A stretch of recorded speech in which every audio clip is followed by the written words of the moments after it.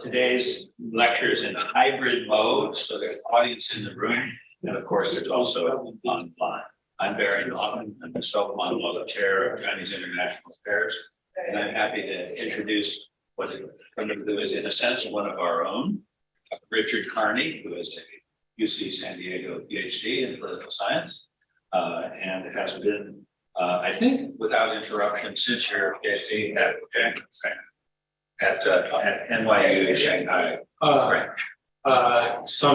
It's been a more complex, circuitous, yes, more complex than that, but certainly he's been in Shanghai for several years.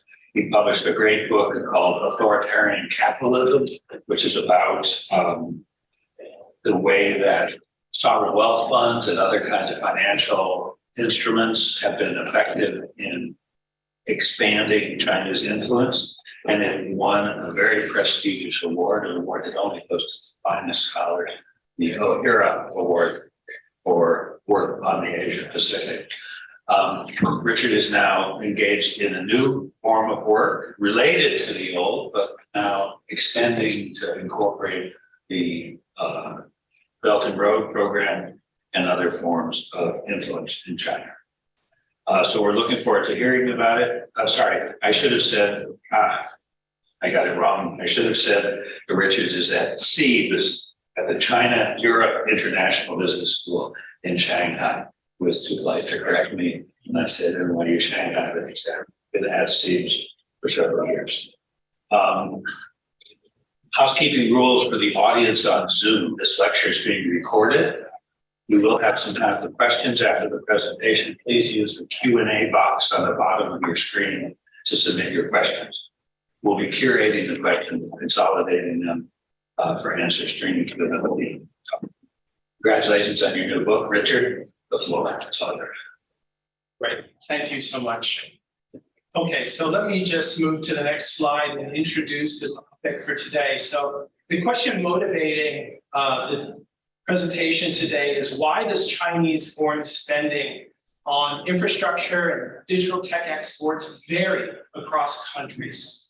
And just to give you a little bit of background, you're all familiar with this, but I just want to remind you so we're all on a common understanding. President Xi became president in 2013. In September of that same year, he visited Kazakhstan, where he made the announcement that the Silk Road would be launched over land connecting China to Europe. And then the very next month, he visited Indonesia, where he introduced the Maritime Silk Road Initiative. Both of those were emphasizing the infrastructure component. A couple years later, about 18 months later, in March 2015, the National Development Reform Commission published an announcement regarding information connectivity, which has been called the Digital Silk Road.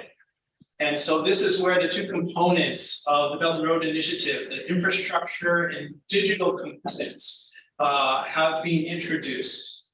And I just want to give you a puzzle here to motivate the discussion. So between 2012, the year prior to the introduction of the Belt and Road Initiative, up through 2016, Indonesia, which is the country that President Xi visited and introduced the Maritime Silk Road Initiative, its foreign spending from China basically stayed flat, right? And there were almost no major digital technology projects initiated in that country during that time period.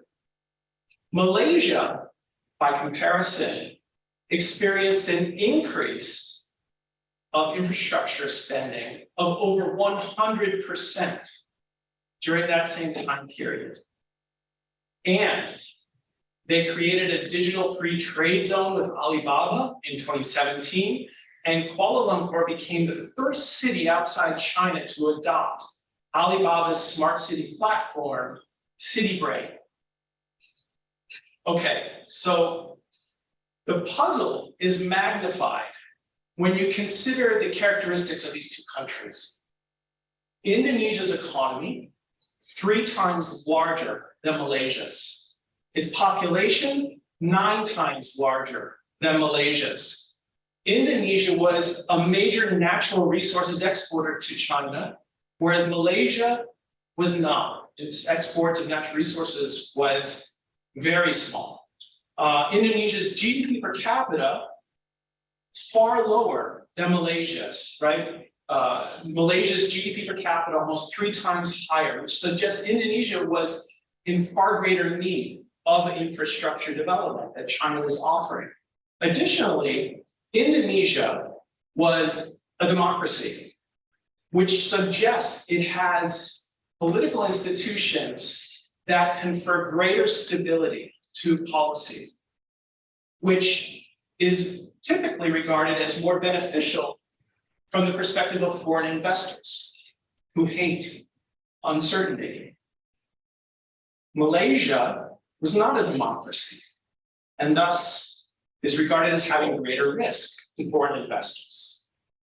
So why did Malaysia attract such a tremendous amount more than Indonesia in Chinese foreign spending following the launch of the Belt and Road Initiative? Okay, so that's the main puzzle. My argument, let me first frame it with respect to the existing literature. So the existing literature overwhelmingly focuses on what China wants and China's characteristics with respect to how foreign spending occurs, right? Both in the context of the Belt and Road Initiative and apart from that, before the Belt and Road Initiative's launch. So we can characterize what China is doing with the Belt and Road as the supply side. It's providing the financing and the capacity, infrastructure development capacity as the supply. The recipient countries we can characterize as the demand side, right? And so there's a clear gap in the literature with respect to this demand side part.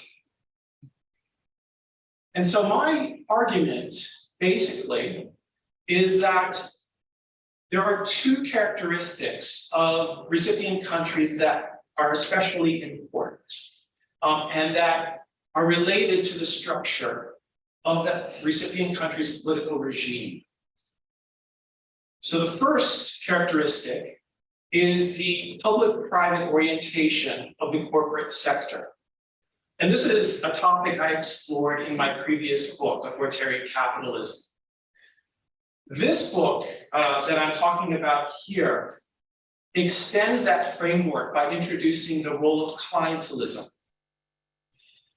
And so basically what I argue is that countries with a higher reliance on clientelism and stronger state control or public-oriented corporate sector are going to have a higher demand for Chinese foreign spending, because Chinese foreign spending can be used by the political leaders of that country to be delivered to their support groups that help that political leader remain in power.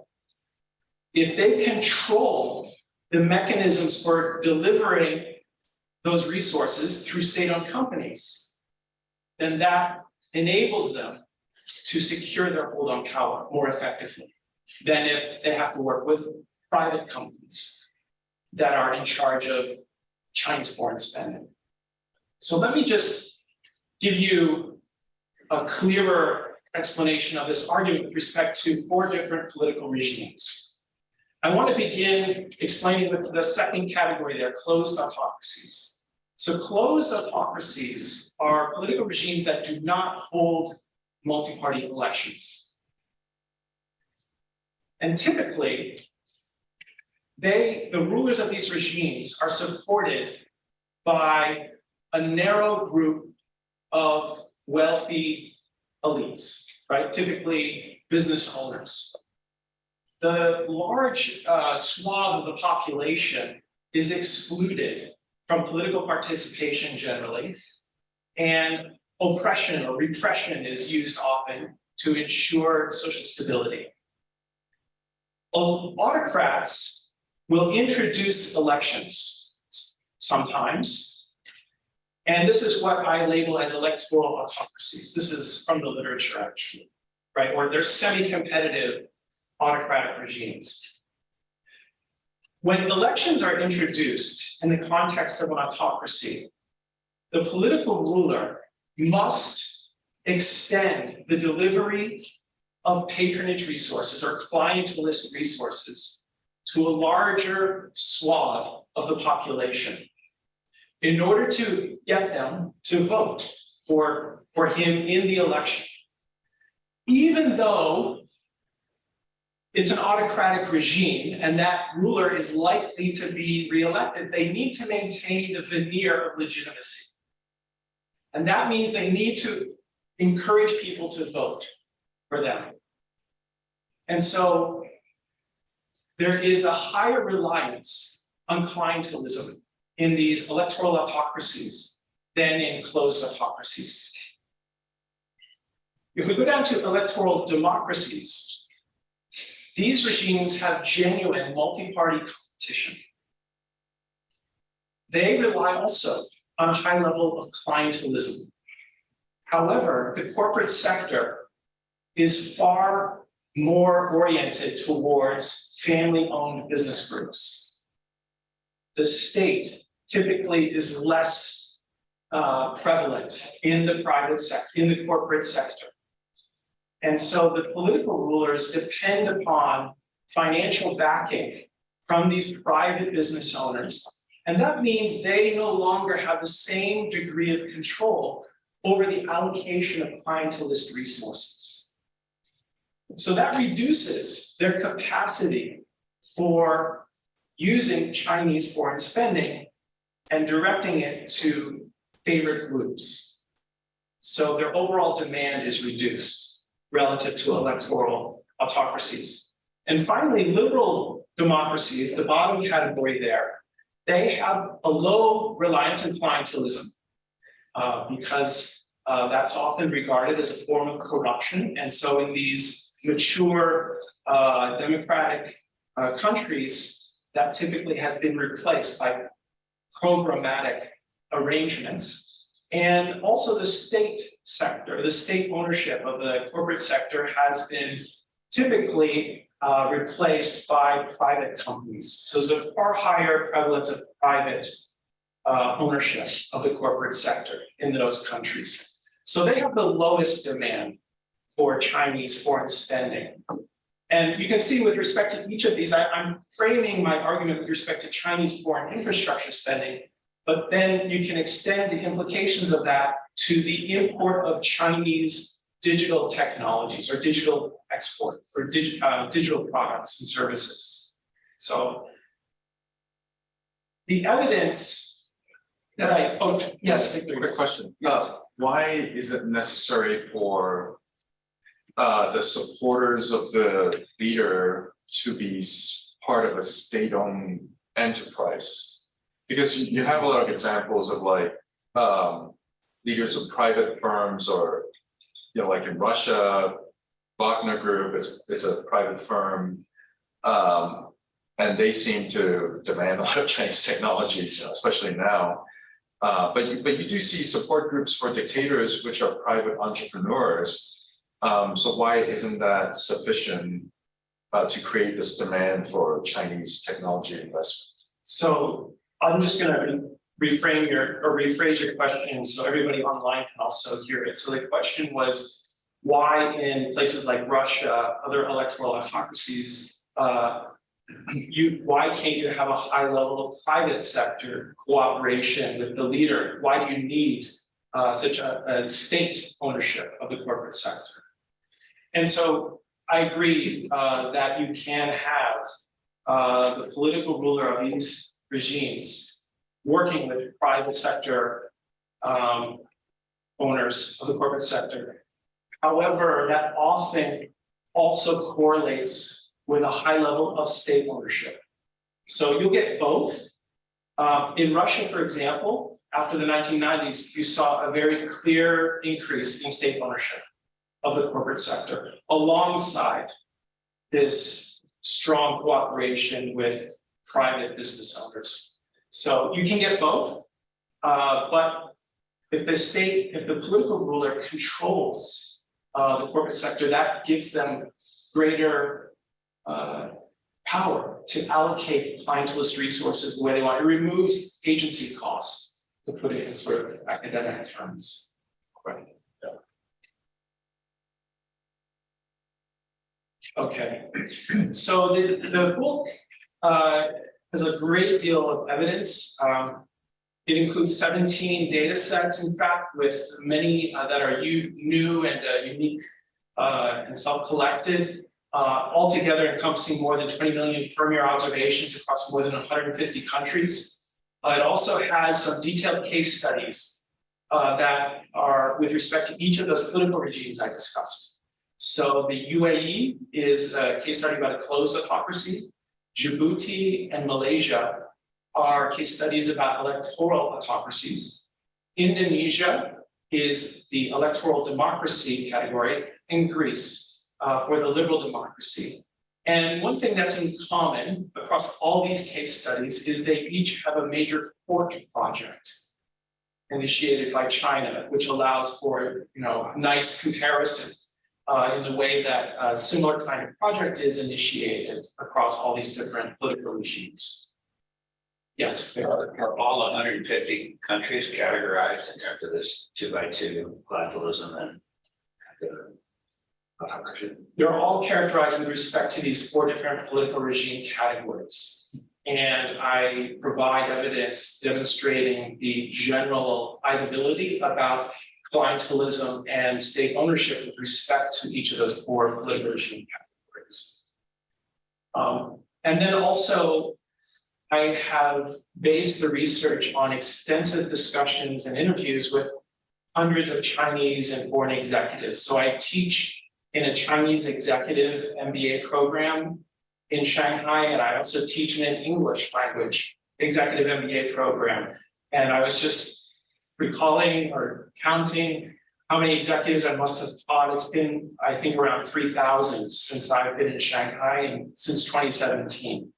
So I've had this incredible opportunity to directly communicate with a lot of people who are directly involved in many of these projects.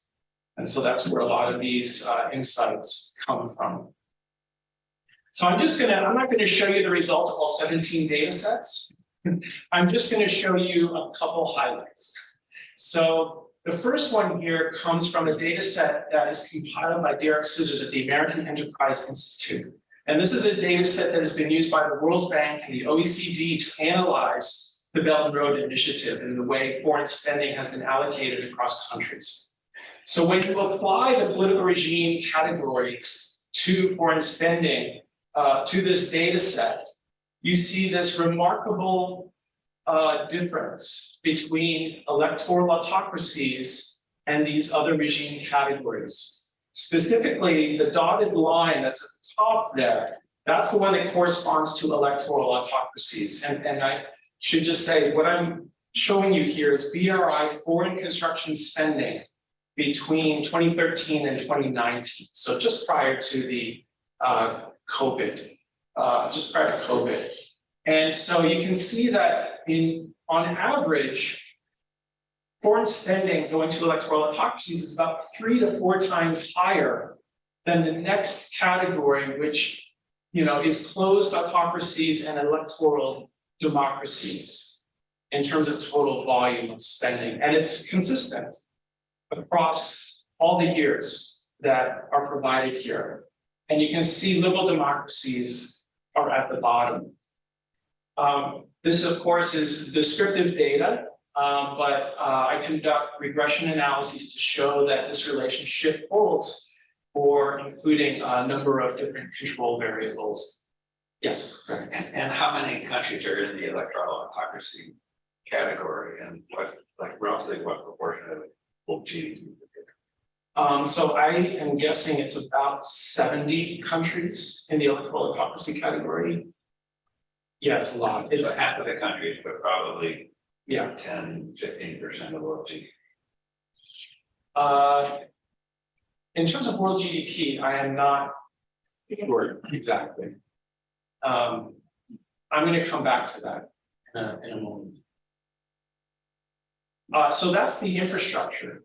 If we look at the digital side, so what I'm showing you here comes from the AID data set compiled by William and Mary, provided at William and Mary, their center. And this is looking specifically at Chinese information and communications technology sector aid, total aid commitments on the left, and the number of aid commitments on the right figure. And what you see that is especially striking is in 2015, with the launch of the Digital Silk Road, a spike both in total aid and number of aid commitments going to electoral autocracies. There's a decline in 2016, but then it jumps back up in 2017. And I think what's notable here is the clear divergence between electoral autocracies versus electoral democracies from 2016 or 2015 onward for those last 3 years. So that's a pretty striking finding from this data set, but that is something I find in other data sets that I analyze too. Yeah.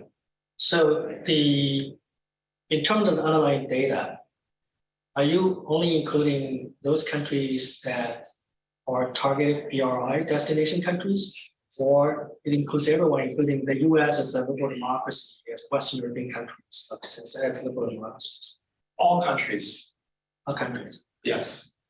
But wouldn't then beg the question that countries like the US weren't originally targeted as BRI destination country, that liberal democracies tends to be these more advanced industrialized countries that were not targeted, so they will come out, flat.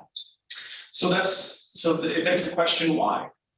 Yeah. So and the theory is that they don't have this demand for Chinese foreign spending because of the argument I gave earlier.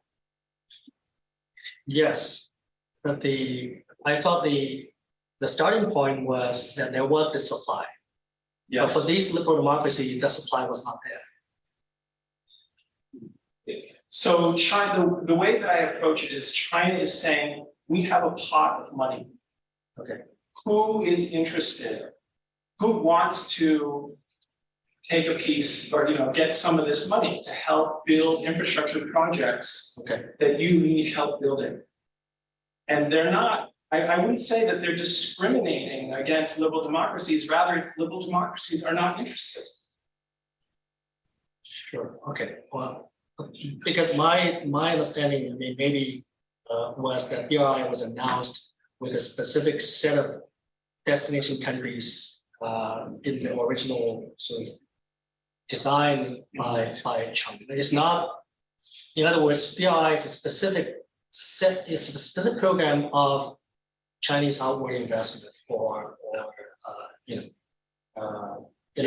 China does invest. So they're targeting, they're trying to tailor it or target developing countries. Right. In infrastructure poor countries, the US may not be, classified as infrastructure poor. Right. There were a lot of investment, investment to the US. Right. So that was just clarifying. So yeah, I mean, my response is that because they are the ones who are in the greatest need or would exhibit the greatest demand for what China has to offer. And later, even not even that much later, in fact, coinciding with the introduction of the BRI, there are liberal democracies that display interest in participating. Greece, for example, and many others have since also been interested in taking money in the context of the BRI. Yeah. So I think there are three important implications associated with this argument. One is that China, through the BRI, is providing a pathway to reduce poverty around the world through the development of these numerous different infrastructure projects.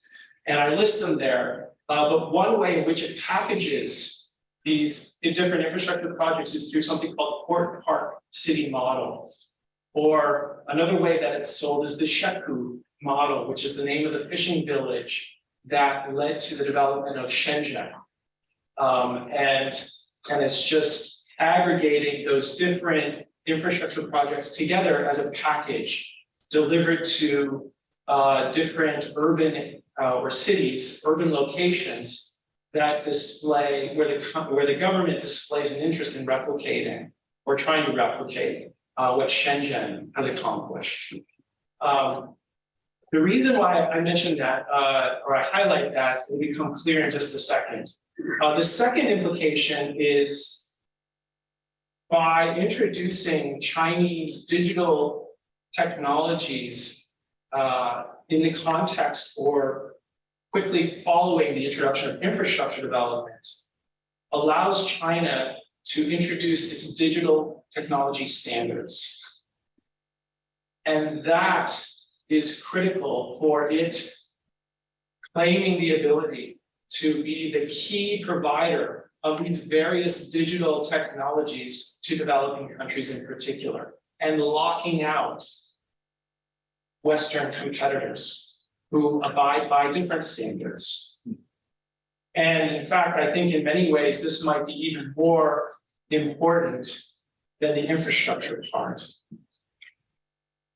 The third is that through both of these mechanisms, China is cultivating the potential to reshape the world order through cross-country development strategies. So where you have a cluster of countries that are engaging with China on both of these dimensions, there is the potential to help create alignment of development strategies among them, to reduce regulatory or to reduce barriers to trade and investment, to align regulatory and technical standards among them, and to thereby place China in a position of increasing its influence on that group of countries. Okay, and then I just want to highlight 3 trends that I think are likely to increase China's influence globally through its strengthening ties to electoral autocracies.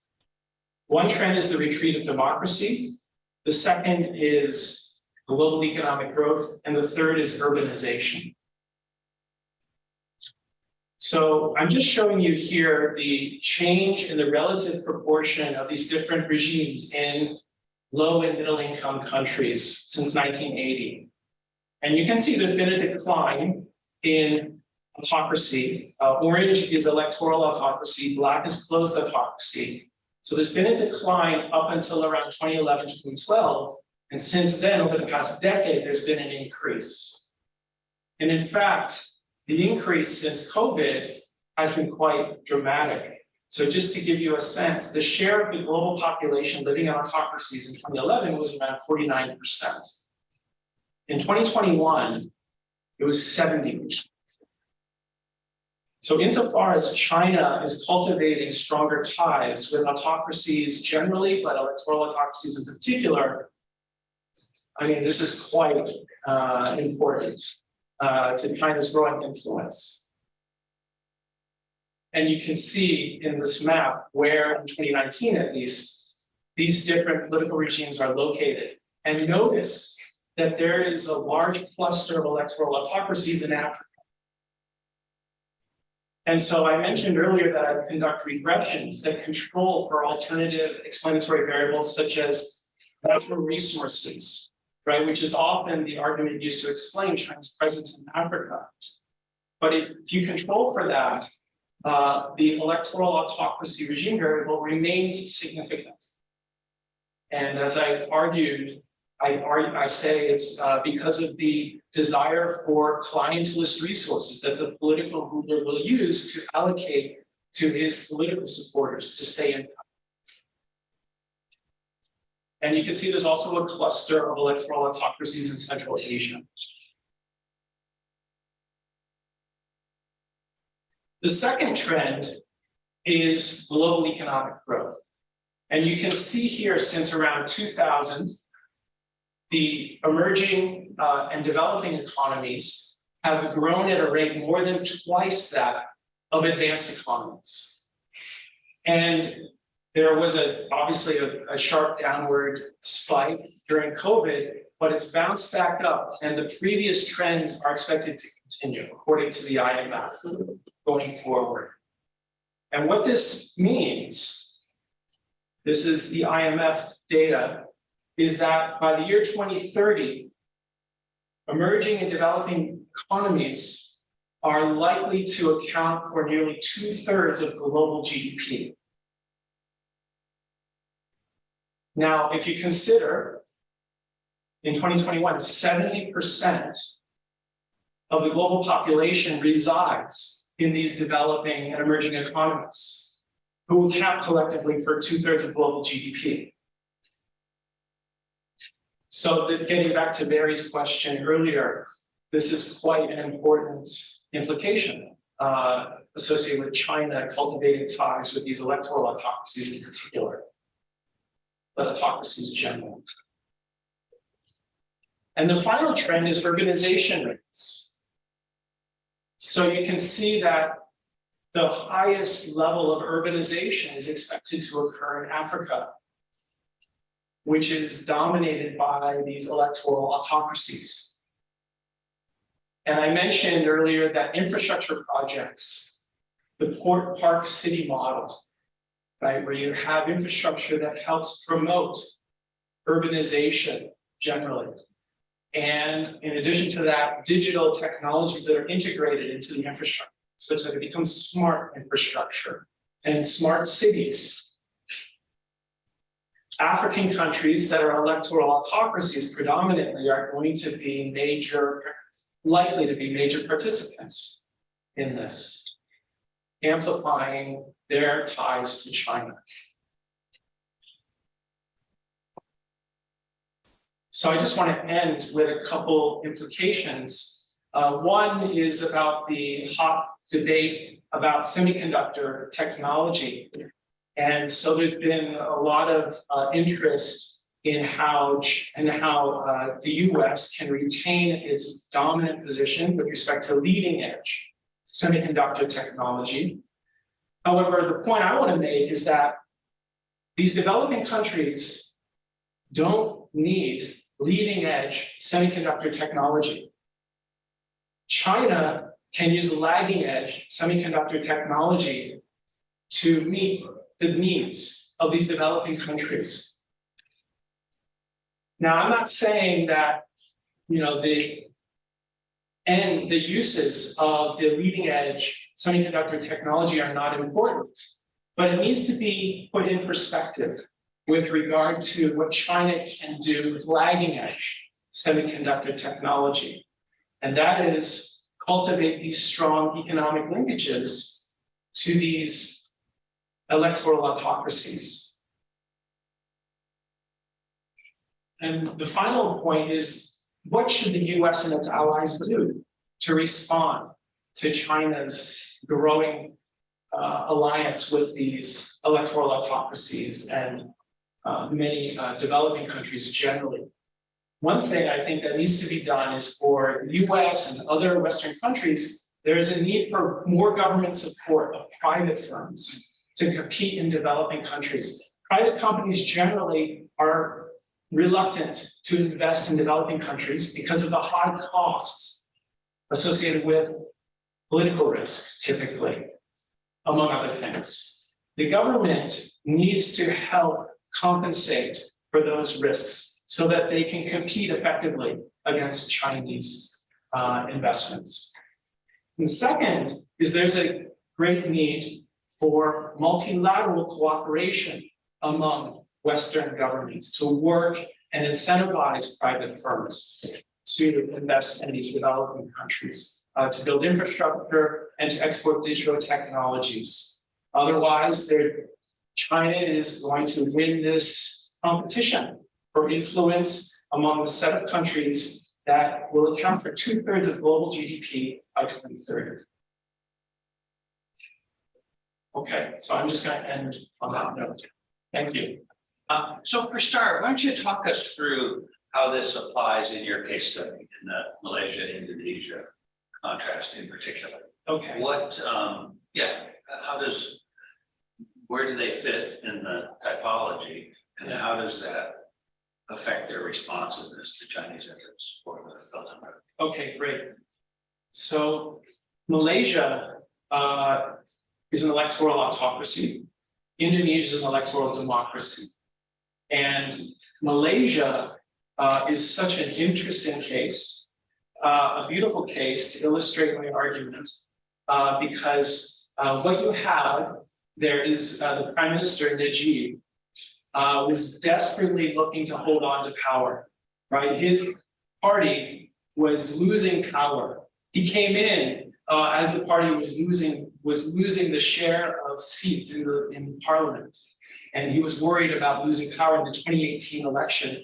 And so you had a scandal regarding one NDB, the Sovereign Wealth Fund, which I know because of work I did on my previous book, and everybody knows now, partly because he lost that election. He saw the writing on the wall that he might lose the election. The scandal, financial scandal regarding one NDB contributed to that. And because he lost the election, we kind of know about how money from China was used.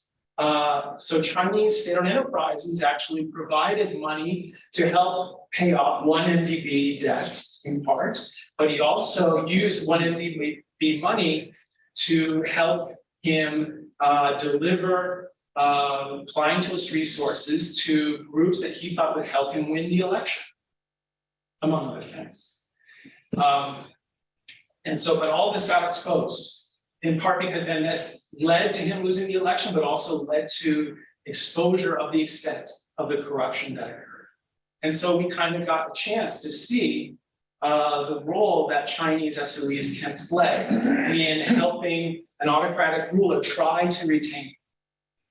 And specifically, there was money used for the East Coast rail line, or rail link, which was a $14 billion project across building a railway across the country in Malaysia, and 2 gas pipelines along the west coast of Malaysia down to Singapore, which were never built.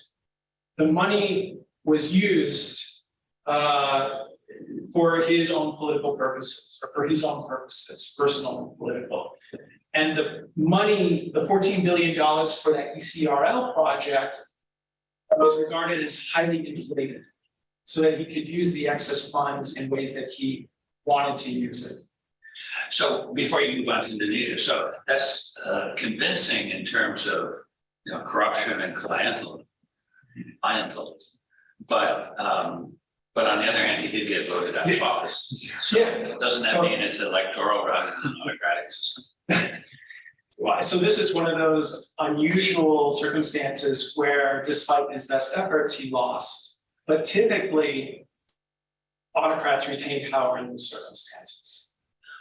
Yeah, but wouldn't that be right to think of Malaysia as an imperfect democracy from birth and even today?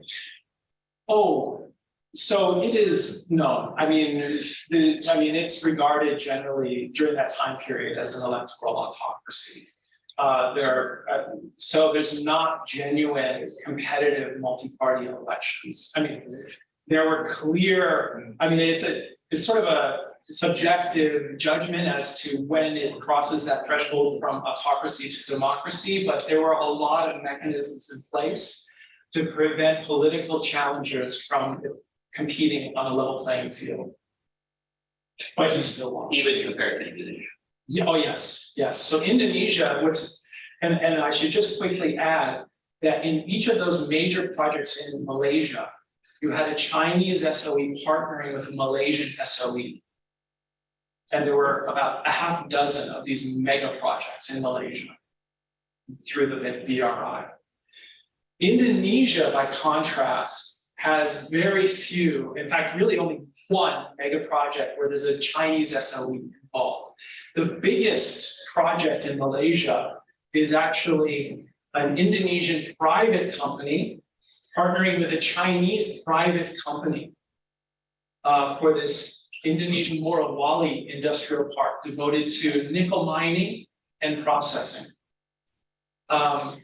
And that is indicative of the Indonesian government's stated policies about the kind of investment they want China to engage in. They want China to work with Indonesian private companies to develop its infrastructure.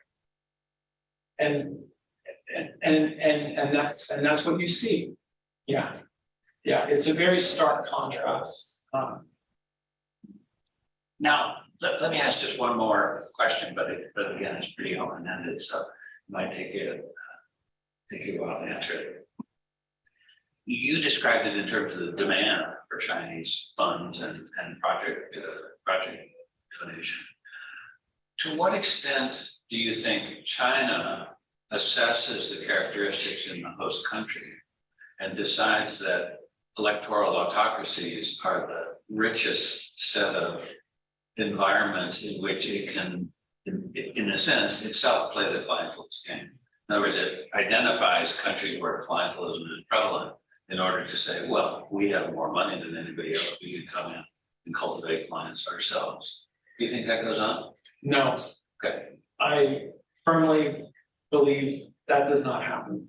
This is a bottom-up process. Why? Tell us why.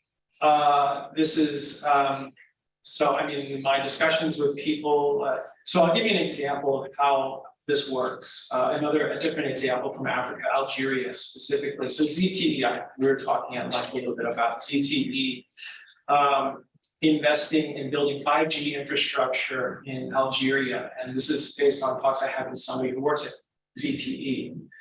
And the way that they would win the contract it was not at all from the Chinese government telling them where to invest. It was purely about the Algerian government saying, we want to build this 5G infrastructure. Here's an open bid. We want to attract bids from all different players in this telecommunications sector. Submit your bids to us and we will select the best bid, right? According to different criteria. And they would allocate points to the different bids to decide which was the best. But there is one critical difference about the allocation of points in Algeria versus many other countries. So ZTE received a list of companies that if they listed them as subcontractors in their project, they would get more points. These subcontractors were provided privately to selected bidders, such as ZTE. And they were politically affiliated, politically loyal to the Algerian rulers, the political regime. And so as long as ZTE listed this specific group of companies as subcontractors in their proposal, they would get more points in their bid.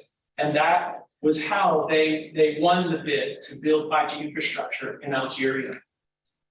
And this just unusually, they actually explicitly awarded points, and you're saying this is the fundamental model underlying decision making. Exactly. It's fascinating. Other questions? Well, yeah, that was too quick to bring it. That doesn't disprove Barry's point, because ZTE will receive a list like that in every country that they try to bid on. And in some countries, Beijing might give them a green light, say, yeah, go ahead and bribe these guys, because we really care about this country. In other countries, Beijing will say, oh, it's a liberal democracy, we don't really care about these guys, right? I mean, just because they receive a list, it doesn't prove that it's purely a bottom-up process, because CTE still needs to agree to pay the bribe to the coalition, and that willingness to pay might come from Beijing somehow.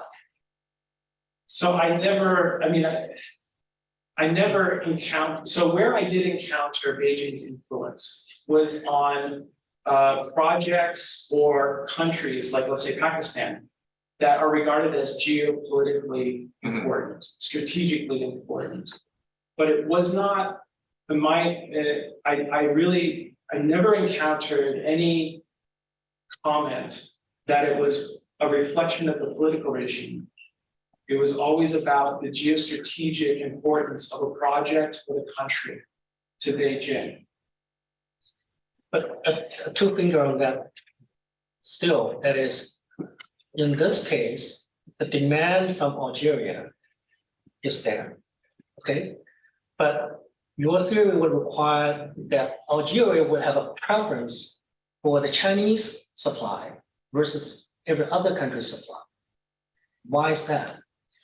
So partly it's because they want to allocate Chinese funding to politically loyal supporters of the regime. Yeah, I know, but then so the argument comes down to, sorry, and the argument comes down to that there's some kind of a sort of institutional system fit, like the articulation that goes well with the Chinese capital coming in Yeah. versus the basically Mexico Right. or Yeah. okay. So it's also about the willingness. So that's a great point. So it's partly about the willingness of ZTE or other Chinese companies to engage in this kind of structuring of the contract. So the Western countries have to abide by the Foreign Corrupt Practices Act, which means they cannot engage in corruption. Otherwise, they face stiff penalties. So this makes it difficult for them to compete on a level playing field with Chinese competitors. I got a question from online, if I can. Yeah, please. Expand the circle of the question. So this is from Eva Soykova online, if I pronounced that wrong, I'm sorry. It's a question, can Chinese finance and projects generally be seen as a winning formula for incumbents to stay in power in these electoral autocracies? In Africa specifically, this tends not to be the case. Djibouti is a rather hegemonic version of electoral authoritarianism, but in the more liberal cases of electoral authoritarianism, like Zambia or Kenya, Chinese projects that are not transparent often carry with them signs of corruption clientelism that may be more likely to contribute to regime change, as in Zambia in 2021, or in the Malaysia example, which you use, which seems important that they did lose after doing all that. Or Panama.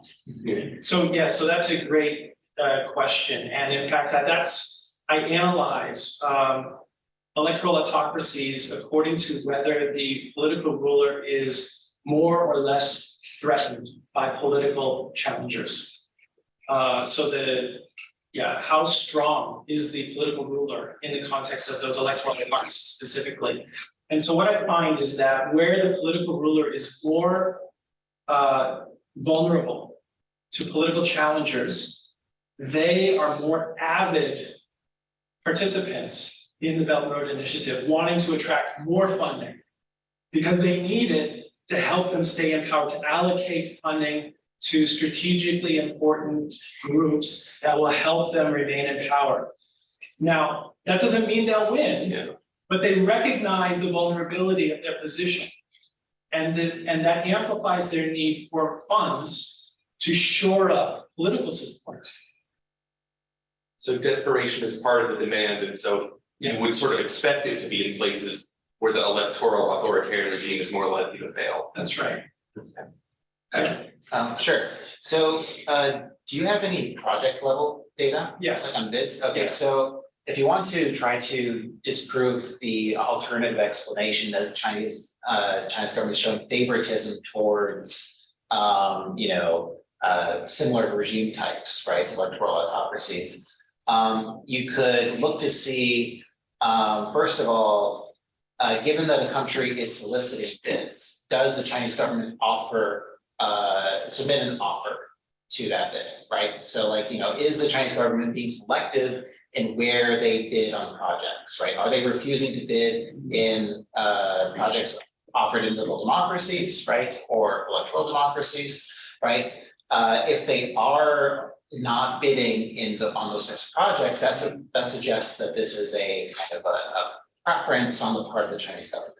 Alternatively, if you're looking at the demand side, right, given that the Chinese government bids on a project in a country, are they more or less likely to select the Chinese bid versus alternative bids, right? Mm-hmm. So this could help you disentangle these two different explanations. Right. So that's a great question. I mean, that's a great point. The project level data that I have is not operationalized in the way that you described, unfortunately. I have like 10 different project level characteristics that I operationalize and analyze across regimes. So let me just say something else. I don't, with regard to the first point you made, I don't think that is necessarily a reflection of government influence, Beijing influence on the projects that SOEs should choose. Rather, I think the SOEs recognize where SOEs, Chinese SOEs, they have a certain preference for opacity relative to Western firms. And so the electoral autocracies also have a preference for opacity. And so because they don't want to reveal how the money they use from China for these projects gets allocated in politically favorable ways to their regime, because that will be opening them up to accusations of corruption from their political challengers. And so it's just the SOEs are recognizing where they have competitive advantage to bid on these projects and likely win these projects. I don't think this necessarily reflects Beijing telling these SOEs, these are the places where you can win. Rather, it's the SOEs themselves sort of, they are likely to win because of their mutual compatibility in terms of having a greater preference or a marginally greater preference for opacity than their Western competitors that matches the preference of the electoral autocratic regime. More questions, broader. There's a lot of people online too, so there are other questions. I mean, how firm do you think these boundaries are between an electoral autocracy with high clientelism and a clientelist democracy? Yeah. It seems pretty pretty hazy there. So that's a fair point, right? So yeah, it's a continuum, honestly, and the underlying data on which these categories are based is a continuum. And so the expert, I rely on expert judgments of other scholars to decide the category in which a country is placed, a political regime is placed. But absolutely, it's, there is some gray area about exactly what qualifies as one regime versus another regime. But I think it is helpful in helping us understand the key dynamics that occur across different regime categories. And I think one important point to take away from this is the difference. So the existing literature typically looks at a continuum of extending from liberal democracy to closed autocracy, a sort of linear approach to political regimes, and maybe differentiating between democracy and autocracy, right? But I think the point I'm making, or the contribution I'm making, is that we cannot use a linear approach because there's a clear difference between these electoral autocracies in relation to closed autocracies. So that linear approach is not helpful. It's actually, it biases our understanding in a negative way to what is actually happening. Way in the back. Is there a commonality that China only deals with countries that have commodities it needs? No. I mean, the Beijing government, Beijing may, strategically prefer certain projects because of a specific need for a commodity, but that is not. I control for natural resources in relation to the type of political regime. And Malaysia, for example, is a great, that's a great example where it doesn't have the natural resources that China desperately wants. It was not a major natural resources exporter to China. And yet it became a very active participant in the Belt and Road Initiative. Very strategically located. Yeah. Another question that has to do with your conceptualization of political risk, just to reframe it a little bit, you sort of problematized this initially to say, well, from political science literature, we would expect the institution with multiple veto players, introduce less political risk, and maybe it's like, it's risk of expropriation. But could China not be identifying a different form of political risk in dealing with open liberal democracies, which could shine a lot of light on these projects, which perhaps are more corrupt or involve more of these shady dealings by the preference of the companies involved?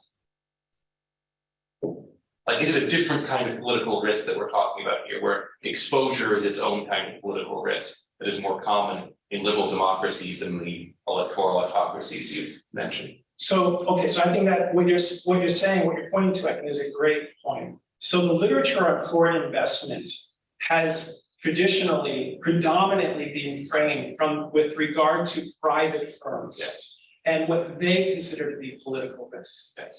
And how democratic governments impact, or the extent of democracy versus autocracy impacts the investment preferences of private companies. That approach does not help us understand the investment patterns of Chinese state-owned enterprises.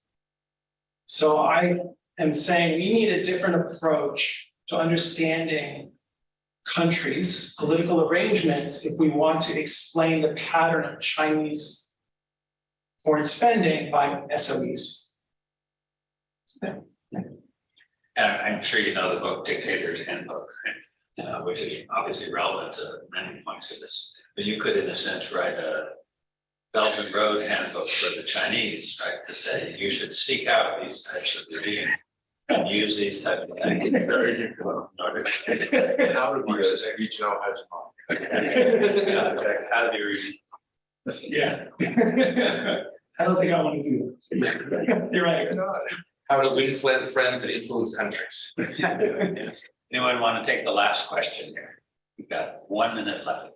Always end these very, very profitable. Victor, one. Are there any indicators of how profitable this investment is? Because we've seen some spectacular cases where the money just disappears. So and that's never will be repaid. I mean, in a sense, it's like, why should we care if China is, wants to subsidize all these projects and ultimately they lose huge amount of money? That's actually like a good thing, for the US. So I don't really agree with the last set of recommendations. Like, we should become like China. It's like, we don't want to be like a. I'm not saying. Well, lose money and invest in regimes that are more likely to fail because they're desperate, right? So they're winning friends who are likely to get voted out anyway. Explain. Yeah, exactly. Yeah, no, that's a great question. I think, let me answer that by pointing to the motivations China has. What does China get out of this? So it has two motivations.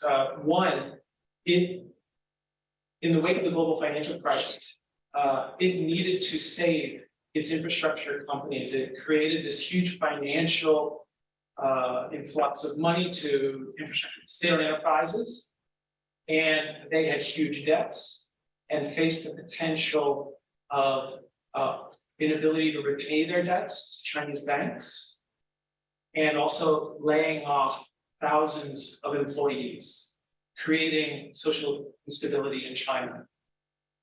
The Chinese government needed to find foreign projects for them to compensate for the lack of domestic infrastructure projects to help keep them financially viable and prevent these layoffs from happening. So that's one, even though the projects may be questionable with regard to their financial integrity, viability, China still had this need to find external projects. The second motivation is to win this race for standards. So they recognized, and this is clear after the introduction of the digital Silk Road in 2015, they were very eager to introduce their digital technology standards with their infrastructure projects so that the recipient countries would become locked in and adopt Chinese standards before Western companies came in and introduced their standards. And so the Chinese government, so actually in a way, the Chinese government does have a role to play.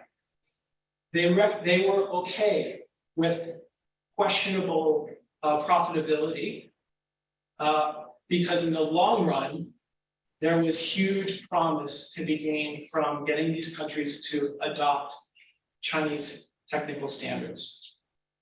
So that's kind of the big long game that China was looking to win. Tremendous.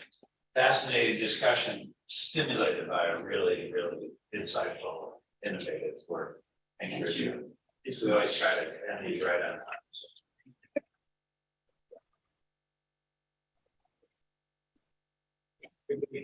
Just the last thing I want to announce, a really, really special event that's coming up on May 2nd. The famous musician and ethnomusicologist Bell Young will be performing on Guqin and giving a lecture about the ethnomusicology. I don't think I can say that. Ethnomusicology. Ethnomusicological